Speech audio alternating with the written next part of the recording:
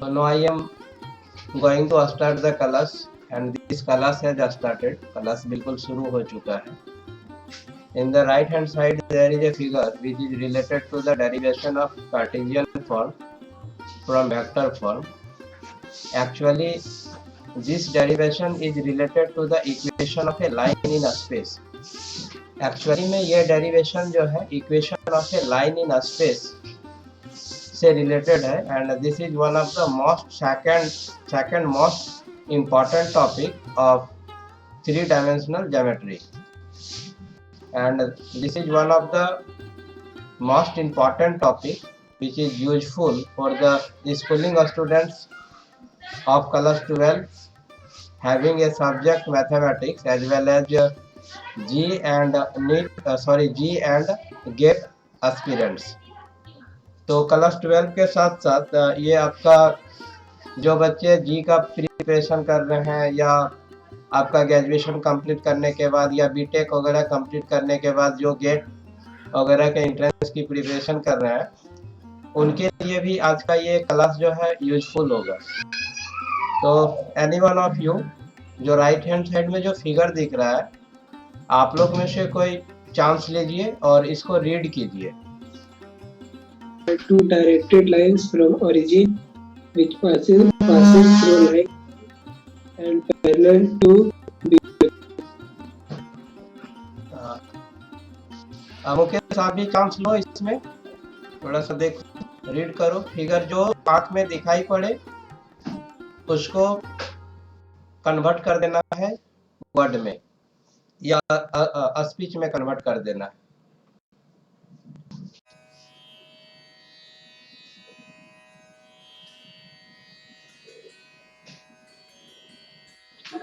आपको right hand side में जो फिगर दिख रहा है उसको आप रीड कीजिए. समझ नहीं आ रही. एक्चुअली में ये फिगर रीड कर देना है. आपका एक्स वाई जेड एक्सिस दिया हुआ है.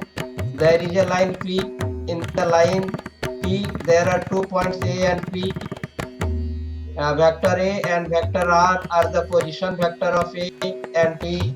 There is a vector B which is parallel to AP. बस यही जो दिख रहा है उसको एक बार रीड कर लेना ताकि ये फिगर की जानकारी हमको मिल जाए. तो फिर इस फिगर को डेवलप करेंगे और derivation of Cartesian form from vector form. अब थोड़ा सा हम आपको हिंट दे दिए तो आपको कुछ ना कुछ समझ में आ गया होगा.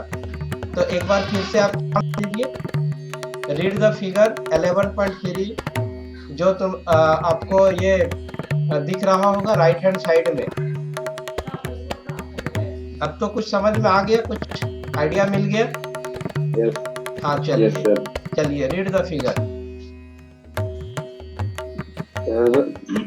ए और आर दो पोजीशन लेकर है जो ओरिजिन से निकला है जी.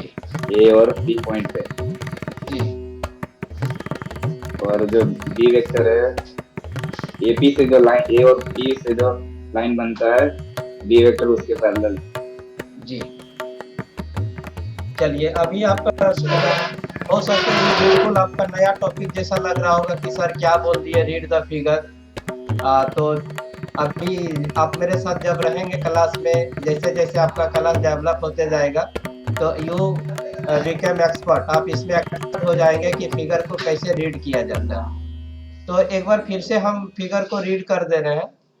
एक्चुअली में इस फिगर में एक्स वाई जेड एक्सिस आपको दिख रहा है. आपका एक लाइन है एल ओ ए. तो इट मीन्स दैट ये इंडिकेट करता है अलोंग द ए डायरेक्शन. अगर आप यहाँ पर देखते हैं O P it means that along the P direction. तो आपका इस लाइन में कोई पॉइंट ए है जिसका पोजीशन वेक्टर आपका ए है और कोई पॉइंट पी है जिसका पोजीशन वेक्टर आर है और आपका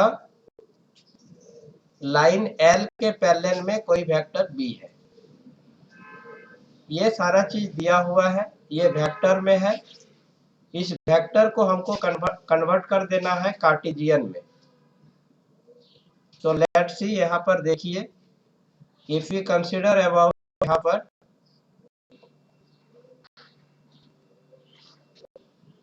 यदि यहाँ पर कंसीडर करते हैं तो बताइए पी, फिर लिखते हैं हम ए से पी की ओर चलते हैं तो क्या हो जाएगा बोलिए।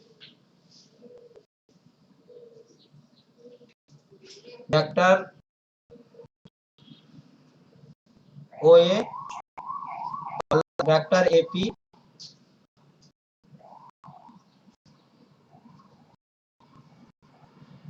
इक्वल टू हो जाएगा vector OP.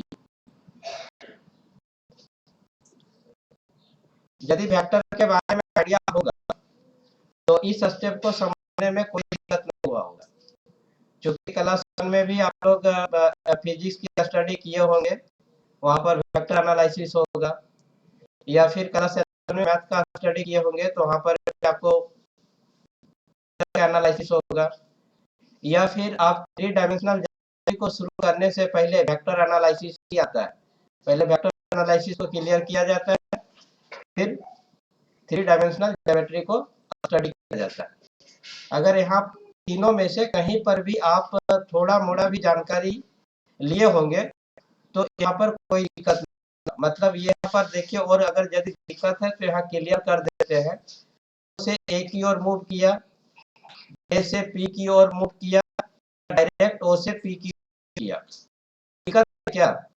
Anybody has problem to understand this statement? No sir. There is no problem. But अगर आप ओ ए का वैल्यू पुट करते हैं तो ये आपका हो जाएगा वेक्टर ए प्लस एपी का वैल्यू यहाँ आपको फाइंड आउट ही करना है, वेक्टर ई। अगर ओपी का वैल्यू आप यहाँ पुट करते हैं तो ये हो जाएगा of that there is no problem to understand. इस स्टेप तक भी समझने में कोई दिक्कत नहीं हुआ होगा। therefore यहाँ पर आपका ए हो जाएगा, ये vector A right hand side में मूव करवा देंगे, तो राइट हैंड साइड में मूव करवा तो वेक्टर माइनस वेक्टर ए हो जाएगा। अगर यदि आपको पैरेलल के कंडीशन पता होगा, ये वेक्टर बी और ए पी पैरेलल, तो ए पी इक्वल टू क्या होगा, तो आप यहाँ लिख सकते हैं vector A P equal to डाल देंगे लैम्बडा और वेक्टर बी हो जाएगा। ये पैरेलल का प्रॉपर्टी, ठीक है। इट मींस दैट तो वेक्टर बी हो जाएगा। अगर आप यहाँ पर देखिए, यहाँ पर यदि एपी का वैल्यू पुट अप कर देते हैं तो ये इक्वेशन हो जाएगा lambda vector B equal to vector R minus vector A. अगर माइनस वेक्टर को लेफ्ट हैंड साइड में मूव कर देते हैं तो ये माइनस आपका प्लस में चला जाएगा और राइट हैंड साइड में वेक्टर आर। अगर इसको सही अरेंज कर देते हैं तो यहाँ पर हम लोग लिख देते हैं वेक्टर आर इक्वल टू हो जाएगा बी प्लस, इसको थोड़ा सा और अच्छा से अरेंज कर देते हैं तो vector R equal to vector A plus. अब आपको इसी को कार्टेशियन फॉर्म में कन्वर्ट करना है, तो यहाँ सपोज कर लेना होगा ए को कुछ, बी को कुछ। भाई ए का कोऑर्डिनेट क्या है, बी का कोऑर्डिनेट क्या है, तो आप यहाँ पर यदि सपोज कर लेते हैं vector are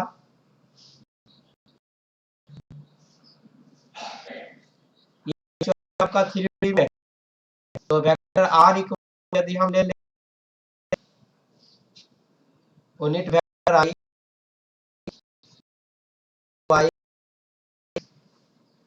vector z plus z unit vector के, और फिर हम लोग लेते हैं यहाँ वेक्टर ए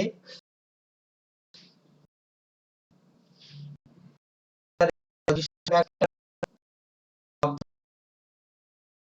अगर इसको हम लोग ले लेते हैं x1 unit vector i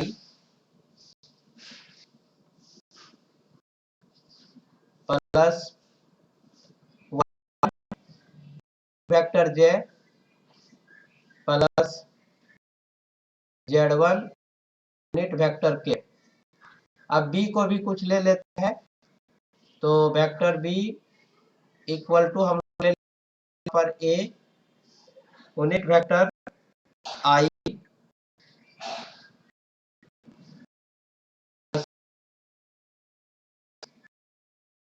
unit vector j unit vector k। तो ये समझ करिए या इंटरमीडिएट आप कैसे समझिए, r का दिया हुआ है, a का वैल्यू आपका दिया हुआ है और b का हुआ है। जब इसको कैलकुलेशन किए इस तो ये फिगर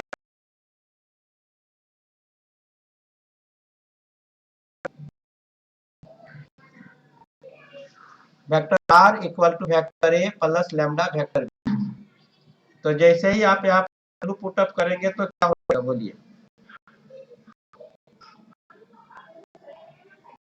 बोलिए। ये है देखिए आपका, और यहाँ पे आपका वेक्टर a और वेक्टर b को इसको जोड़ेंगे क्या हो जाएगा, क्या हो जाएगा x1 प्लस क्या हो जाएगा बोलिए,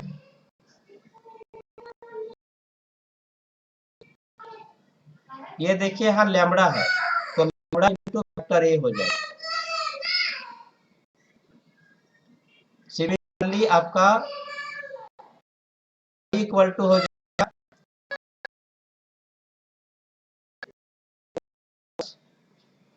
lambda into vector b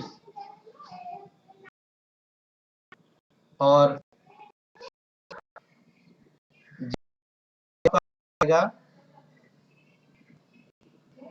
z1 plus lambda. बोलिए यहाँ तक समझने में कोई दिक्कत है तो बोलिए, थोड़ा सा शॉर्ट कर दिए, अगर दिक्कत है तो फिर से हम थोड़ा डिटेल, ये आप लोग पर निर्भर करता है। अगर आप यहाँ समझ गए तो ठीक है और नहीं समझे तो नो प्रॉब्लम, कोई दिक्कत नहीं।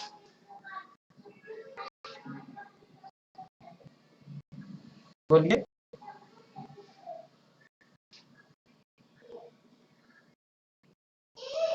एनीबॉडी हैज प्रॉब्लम, आप लोग माइक है तो रेस्पॉन्स में थोड़ा सा जाएगा, आप क्लियर कीजिए। ये जो two x1 plus lambda a y समझ में आ गया कि कोई दिक्कत? देखिए यहाँ पर r plus y1 j plus z हो जाएगा, थोड़ा सा यहाँ क्लियर, और ये राइट हैंड साइड में ये जगह हो जाएगा x जो है यूनिट वेक्टर i1, तो x1 और ये लैम्बडा से मल्टीप्लाई हो जाएगा तो लैम्बडा a हो जाएगा। ये सर समझ गया। हाँ बोलिए। नो सर, चलिए देयर इज नो प्रॉब्लम। अब हम लोग यहाँ से फाइंड आउट करेंगे, हर जगह लैम्बडा का वैल्यू फाइंड आउट कर दीजिए। In each case this is the number 1, this is the equation number 2 and this is the equation number 3. What will be the value of lambda in equation number 1? What will be the value of lambda in number 2? And what will be the value of lambda in equation number 3? तो find out कीजिए क्या हो जाएगा। तो जैसे ही देखिए 1 में थोड़ा सा हिंट कर देते हैं, ये x1 आपका आएगा लेफ्ट हैंड साइड में, minus x equal to lambda a आएगा, देयरफॉर लैम्बडा इक्वल टू हो जाएगा x प्लस 1 बाय a। ठीक है कि कोई दिक्कत? आप लोग इसको नोट कर लिए होंगे तो हम इधर लेफ्ट हैंड साइड में जो लिखे हैं उसको इरेज करते हैं।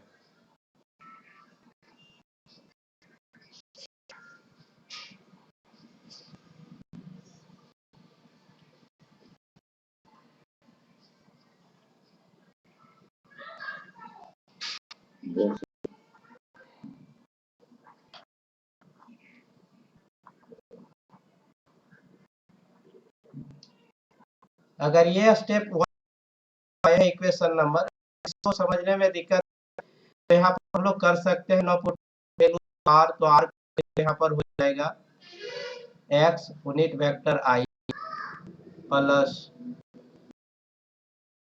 यूनिट वेक्टर जे प्लस जेड के। अब हम लोग राइट हैंड साइड में आते हैं तो ये ए करेंगे और वेक्टर बी को लैम्डा से मल्टीप्लाई करते वेक्टर मेरा कॉमन आ जाएगा, फिर आपका आ जाएगा यहाँ per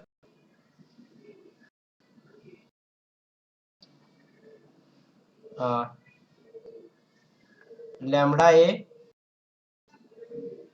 unit vector i plus y1 plus lambda b unit vector z plus आपका हो जाएगा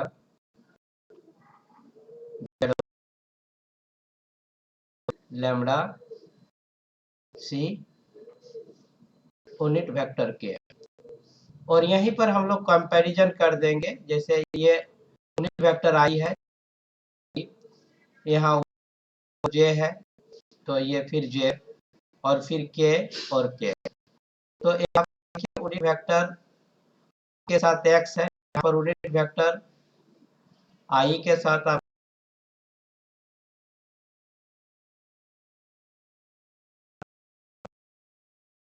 तो यहाँ पर पुट क्लियर कर, फिर यहाँ यूनिट वेक्टर जे यहाँ पर आपका और यहाँ y1 प्लस लैम्डा कर दिए, जेड के साथ सिमिलरली इसी तरह। इस स्टेप में जब आप लोग लैम्डा का वैल्यू निकालेंगे equation number 1,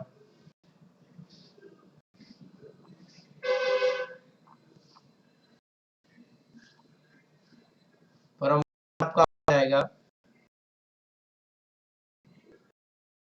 equal direct put कर दे रहे हैं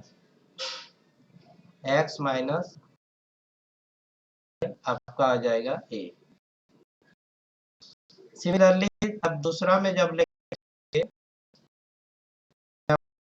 आएगा y माइनस y1 बाय, और फिर तीसरा में जब आएंगे यहाँ पर इक्वेशन नंबर 3 में, तो लैम्डा इक्वल टू आपका हो जाएगा जेड माइनस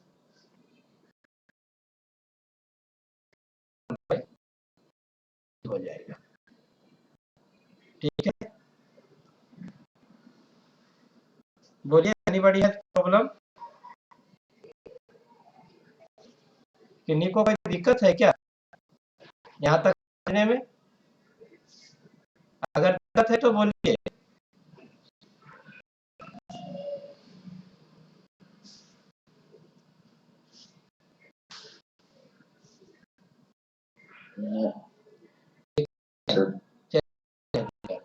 तो it means that this is form, यही है कार्टेशियन फॉर्म, इसको हम लोग डिराइव किए वेक्टर फॉर्म से।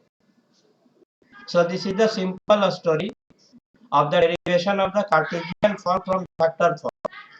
ये सारा का सारा equation of A line in space जो है आपका वेक्टर फॉर्म में था, और उस वेक्टर फॉर्म को हम लोगों ने कन्वर्ट कर दिया कार्टेशियन फॉर्म में। एक स्टेप यहाँ पर अगर हम एक्सटेंड करते हैं तो ये आ जाएगा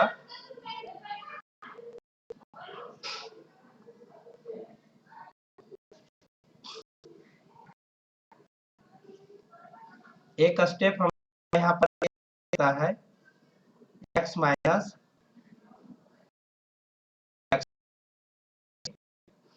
इक्वल टू हो जाएगा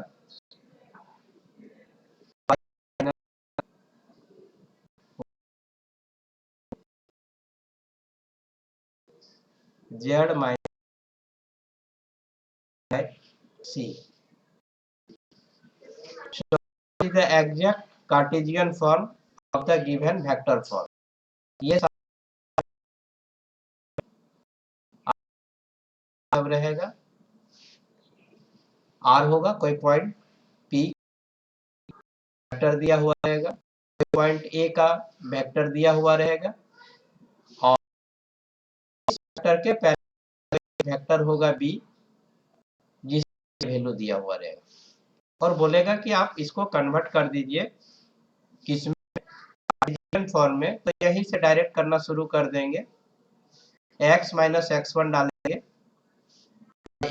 equal to y minus y minus by B करेंगे और माइनस z1। तो इस तरह से ये छोटा हो जाएगा। ये क्वेश्चन यदि आप लोग से पूछ देता है मल्टीपल चॉइस में या ऑब्जेक्टिव टाइप में, तो यहाँ पर पूछ सकता है कि ये R का वैल्यू दिया हुआ है, A का वैल्यू दिया हुआ है, B का वैल्यू दिया हुआ है और ये ऑप्शन रहेगा। तो आपको इतना कैलकुलेशन करने की जरूरत नहीं है, डायरेक्ट यहाँ पर आप पुट अप कर देंगे। जब इसको हम क्वेश्चन में कन्वर्ट कर दें, में कन्वर्ट कर दें, तो देखिए ऐसे हो जाता है। लेफ्ट हैंड साइड कॉपी इसको इरेज कर सकते हैं।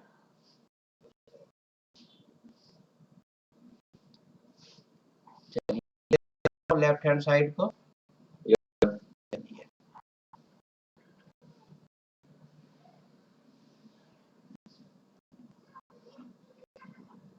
अब मैं यहाँ एक क्वेश्चन करता हूँ। क्वेश्चन कैसे क्रिएट होगा मैं वही आप लोगों को सिखा देता हूँ। यदि कोई क्वेश्चन क्रिएट करना सीख जाता है तो इससे रिलेटेड जो क्वेश्चन आएगा वो इजीली सॉल्व कर लेगा। So we seated here not to understand solve the question. We seated here to how to create the question of a specific topic. एक स्पेसिफिक टॉपिक को लेकर के क्वेश्चन कैसे क्रिएट होता है मैं उसी को सीख लेता हूँ। यदि क्वेश्चन कैसे क्रिएट होगा उसको यदि मैं सीख लेता हूँ तो इससे रिलेटेड क्वेश्चन को सॉल्व करने में हमको कोई दिक्कत नहीं होगा। यहाँ देख लीजिए कोई आपका है, ये वेक्टर R है,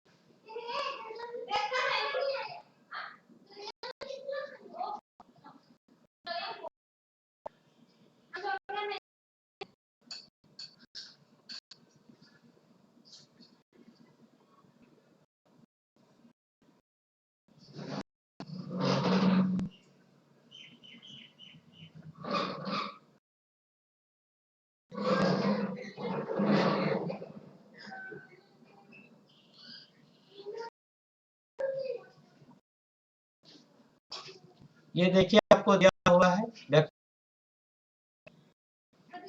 आपके पास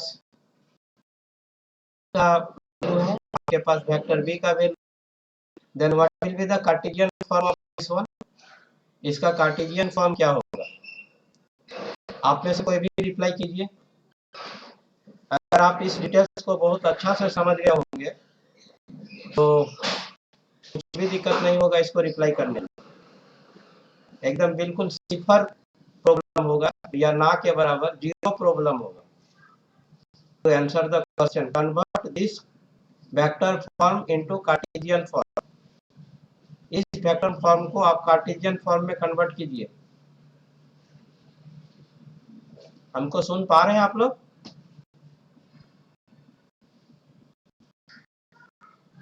हमको सुन पा रहे हैं? इसको इस वेक्टर फॉर्म को आप कन्वर्ट कर दीजिए। Yes sir. कार्टेशियन फॉर्म में कन्वर्ट कीजिए।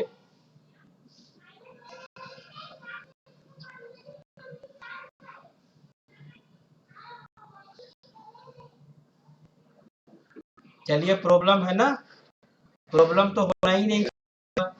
ये minus 4/7 plus 3/5 equal to z minus 5/10। चलिए वेरी गुड। तो it means that there is no problem to convert the vector form into Cartesian form. Question already तुरंत ही मैंने क्लियर किया, ये कहीं पर टेली नहीं करेगा। तो ये आपका with the help of this one we convert the vector form into Cartesian form without any solution। तो इस तरह का क्वेश्चन जो है आपका ऑब्जेक्टिव में मल्टीपल चॉइस क्वेश्चन में पूछा जा सकता है। इस बार का पैटर्न बिल्कुल सीबीएसई बोर्ड के लिए चेंज कर दिया गया है। जस्ट अराउंड 50% क्वेश्चन जो होंगे बिल्कुल मल्टीपल चॉइस होंगे। तो आप समझ सकते हैं कि मल्टीपल चॉइस क्वेश्चन का क्या ग्रेविटी होगा एग्जाम में। मतलब शॉर्ट टाइप और लॉन्ग टाइप का क्वेश्चन का जगह जो है आपका मल्टीपल चॉइस क्वेश्चन या ऑब्जेक्टिव क्वेश्चन ले लेगा। ऑब्जेक्टिव क्वेश्चन 2-3 तरीके से होते हैं। एक होता है फिल इन द ब्लैंक्स, दूसरा होता है पिक आउट द करेक्ट, और तीसरा टाइप का जो होता है वो मल्टीपल चॉइस होता है। तो जनरली मल्टीपल चॉइस क्वेश्चन ही दिया जाता है। मल्टीपल चॉइस क्वेश्चन को थोड़ा सा हम लोग यहाँ एनालिसिस करते हैं कि कौन सा केस में मल्टीपल चॉइस क्वेश्चन को हार्ड माना जाता है। इट मीन्स दैट यदि कोई क्वेश्चन है उसका 2 ऑप्शन दिया हुआ है तो ये क्वेश्चन को थोड़ा सा इजी माना जाता है, क्योंकि 50% का ग्रेविटी आ जाता है आपका ऑप्शन में। मतलब 50% का संभावना रह जाता है करेक्ट होने में। अगर 4 ऑप्शन दे दिया इट मीन्स दैट 25%, उससे थोड़ा ज्यादा हार्ड हो गया। और यदि आपका उसी में एक ऑप्शन डाल दिया नन ऑफ दीज, तो this is the hardest question of the multiple choice. मतलब इसमें एक ऐसा भी दे दिया है जिसमें नन ऑफ दीज है, इट मीन्स दैट आपको थोड़ा उसमें काम करना ही होगा। और चूंकि आप लोग स्कूलिंग स्टूडेंट्स हैं तो यहाँ पर नेगेटिव मार्किंग का प्रोविजन नहीं होता है। लेकिन जब इसी क्वेश्चन को जी में या फिर आपका गेट में किया जाएगा तो वहाँ पर नेगेटिव मार्किंग का भी प्रोविजन होता है। मतलब थोड़ा सा भी गलत हो गया तो आप करेक्ट के लिए जो नंबर मिलता है वहाँ नंबर ना मिल करके कुछ आपको पनिशमेंट मिल जाएगा, मतलब नेगेटिव मार्किंग मिल जाएगा। तो आज का जो क्लास था केवल स्कूलिंग स्टूडेंट्स क्लास 12 के लिए नहीं था। ये आपका जी का यदि कोई प्रिपरेशन कर रहे हैं तो उसके लिए भी बेसिक कंसेप्ट के जैसा वर्क करेगा। और यदि गेट का जो प्रिपरेशन कर रहे हैं उनके भी सिलेबस में ये टॉपिक है, तो उनके लिए भी ये हेल्पफुल होगा। तो let's see one more question. आप ऐसा कीजिए, अभी मैंने क्वेश्चन क्रिएट के बारे में ही बोल रहा था, तो आप ही लोग कोई क्वेश्चन क्रिएट कीजिए, बताइए कितना पुट इसे क्वेश्चन हो जाए। आर का वैल्यू कितना पुट करें बोलिए। आर के वैल्यू में देते हैं एक्स यूनिट वेक्टर आई वेक्टर जे प्लस जेड। अब आपका हो ए और बी के कुछ भी चेंज करके यहाँ पर पुट कर सकते हैं। तरह से क्वेश्चन का यहाँ पर जो है हो सकता है। और जब आप क्वेश्चन क्रिएट करते हैं इट मींस दैट क्रिएटर के पास ये आइडिया होता है कि इस प्रॉब्लम को हम कैसे सॉल्व करें। अगर जो यदि कोई प्रॉब्लम ही क्रिएट कर देता है देन ही हैज आइडिया, उनके पास आइडिया होता है इस प्रॉब्लम को कैसे शॉर्ट आउट किया जाए। तो इस तरह से आपका Cartesian form to vector form से रिलेटेड आपका जो भी क्वेश्चन होगा होप दैट आप लोग इसको सॉल्व कर लीजिएगा। आपका एक्सरसाइज अगर खोले होंगे एनसीईआरटी का तो वहां पर देखिए एक आध क्वेश्चन। उसके बाद इसका एक बाद का टॉपिक जो है एंगल बिटवीन टू लाइंस। इस तरह का 2 लाइंस आएगा तो उसके बीच का एंगल क्या होगा। तो ये थोड़ा सा लंबा टॉपिक है जिसको हम लोग नेक्स्ट क्लास में लेंगे। तो आज हम लोग इसको यहीं पर ओवर करेंगे। Derivation of Cartesian form from vector form to convert the vector form into Cartesian form we take the help of this figure. We have no to understand. इस फिगर भी हम लोगों को कोई दिक्कत नहीं हुआ, और एक डिटेल्स पुटअप करने के बाद यही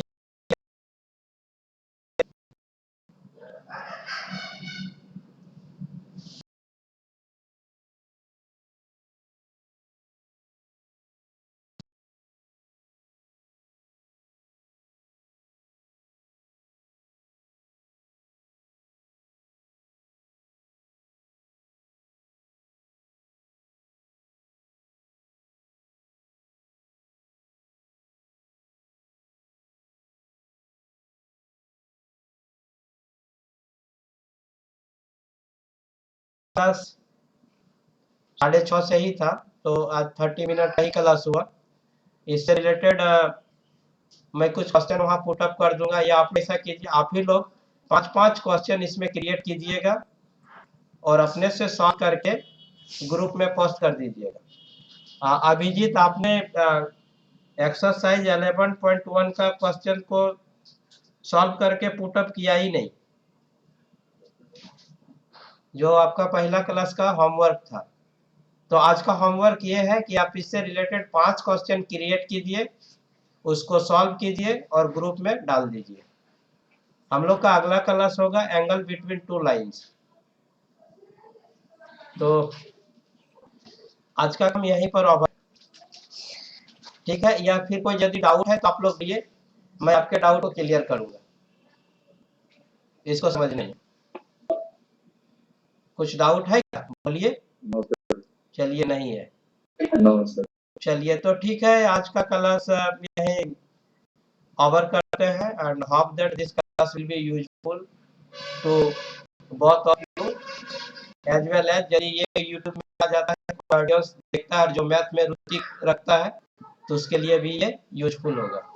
तो thank you very much to join me for this topic के लिए, हमसे जुड़ने के लिए बहुत बहुत धन्यवाद, and wait for the next topic.